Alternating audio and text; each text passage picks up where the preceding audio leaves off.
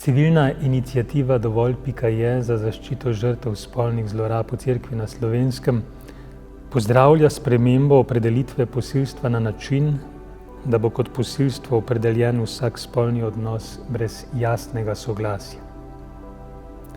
Naše skupno poslanstvo temelji na dejstvu, da je dostojanstvo človeka temeljna vrednota, ki omogoča skupno bivanje, spoštovanje in hkrati učinkovito prepoznavanje anomalij, ki kratijo tako dostojanstvo slehernega posameznika kot življenje katerekoli resnične skupnosti.